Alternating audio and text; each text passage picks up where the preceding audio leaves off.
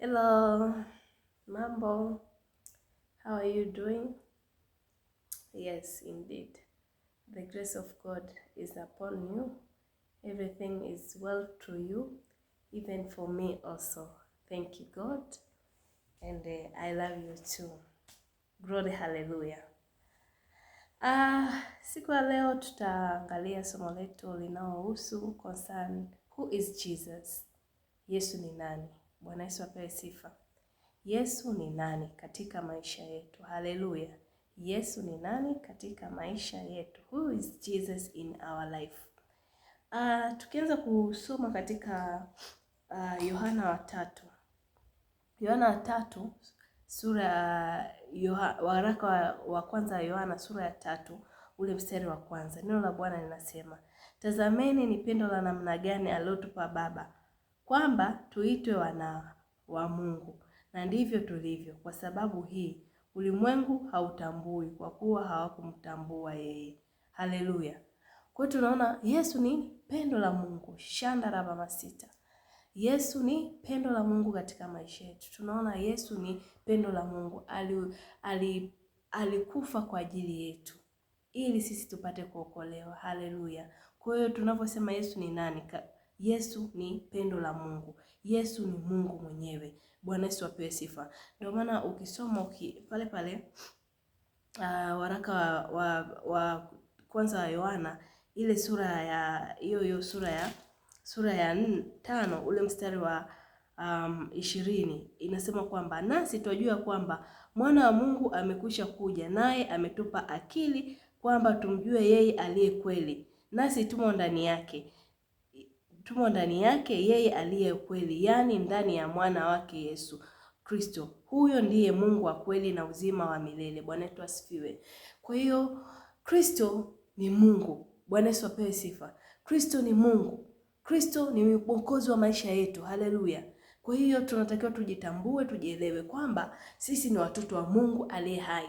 Na kwamba sisi ni watoto wa Mungu aliye hai. Sisi tumepata favor. Yaani Mungu ametufavor. Ametupa pendo lake. Pendo lake ndio mwana pekee ndio huyo Mungu kweli, Yesu Kristo. Bwana Yesu apewe sifa. Kwa tunaona kwamba kupitia Bwana wetu Yesu Kristo tuna uzima milele. Na uzima milele unaanzia hapa wapendwa. Bwana Yesu apewe sifa. Uzima milele unaanzia hapa duniani. Kashanda rabamasika mandira mavaga mandira masata. Bwana Yesu apewe sifa. Uzima wa milele unaanzia wapi? Hapa duniani. Unasema madam hao unaanza hapa duniani kwa kuishi matendo mema. Bwana Yesu apewe sifa.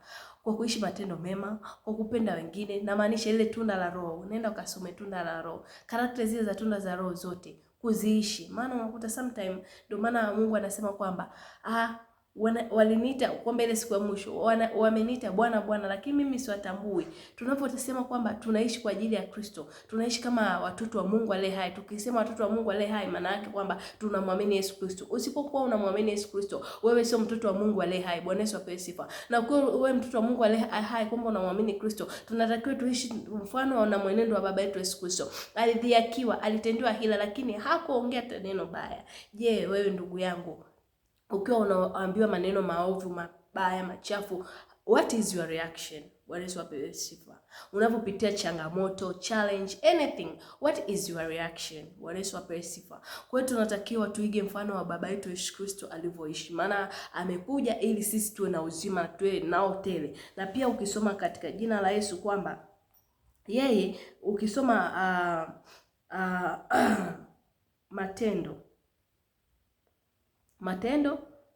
Matendo sura ya 2 mstari wa 46 pale. Mstari wa 46 unasema kwamba na siku zote kwa moyo mmoja walidumu ndani ya hekalu wakimega mkate nyumba kwa nyumba na kushiriki chakula chao kwa furaha na kwa moyo mweupe. Bwana Yesu apewe sifa. Kwa hiyo kwamba tukiwa tunaishi hapa wao walikuwa wale matendo ya mitume, wale wafuasi wa Kristo. Bwana Yesu apewe sifa.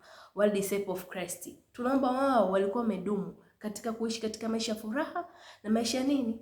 ya moyo mweupe. Kwa hiyo sisi tuko tunaishi hapa duniani, tuhakikishe kwamba tunaishi katika furaha nyingi, tunaishi katika moyo mweupe. Ndio maana ile Upendo Group kwa ilisema kwamba Bwana, mimi nataka kutakaswa sasa, nataka moyo wangu uwe enzi yako, ukiangushe kila kilichoinuka, unioshe sasa niwe safi kabisa. Kwa hiyo hata Mtume Paulo naye alisema kwamba kile unachokuta unataka kukifanya, ukifanye. Kile usiokipenda unakifanya. Ukiona hivyo, Mungu ametupa haki, Mungu ametupa msalaba, unanyenyekea, unaomba Mungu rehema. Ndio maana tunasema kwamba Mungu alizirishwa ili kuvunja kazi za ibilisi. Bwana Yesu apewe sifa.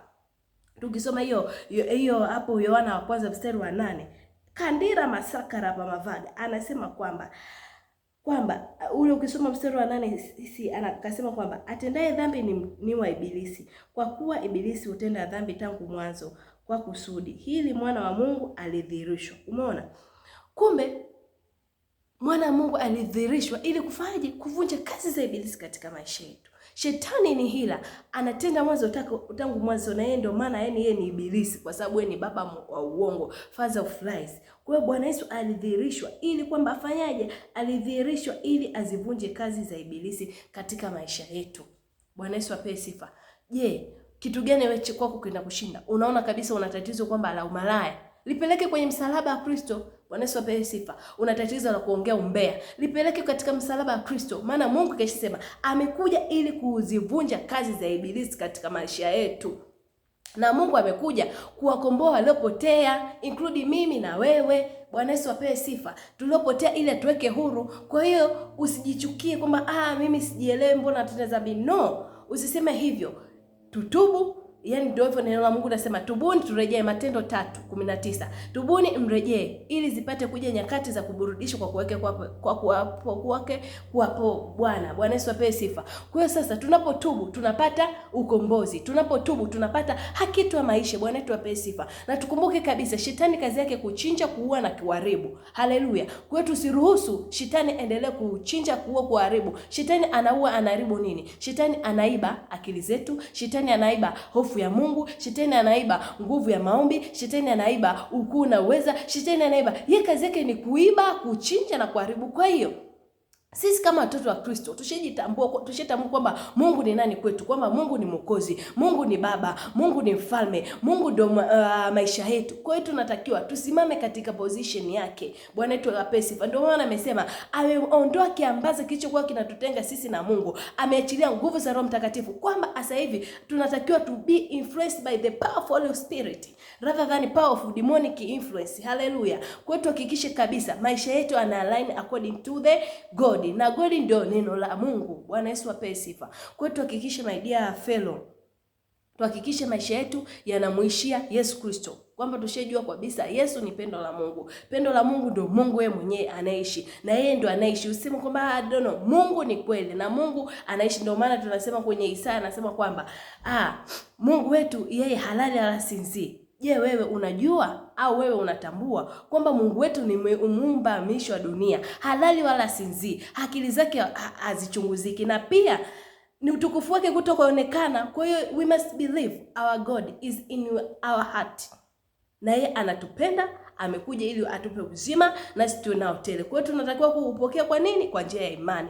Bwana Yesu apewe sifa. Kwa hiyo tujitambue kwamba sisi ni watoto wa Kristo, na tujue kabisa Yesu Kristo amekuja ulimwenguni ili kuzivunja kazi za ibilisi, na Yesu Kristo ni Bwana na Mwokozi wa maisha yetu. Ndani yake kuna uzima, na kuna uzima yani tunapata uzima, tena uzima wa tele. Haleluya. Ndani yake tunaishi, tunakwenda na kuwa na uhai.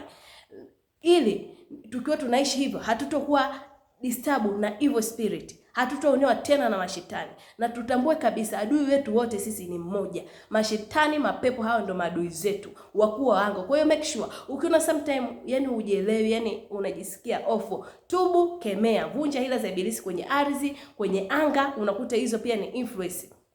Uzeni unajiachilia kwa Roho Mtakatifu. Hiyo itatusaidia au itakusaidia kwamba kuishi katika nini? Ile haki, kuishi katika ile furaha ya Mungu, kuishi katika ule moyo mweupe. Bwana Yesu apewe sifa.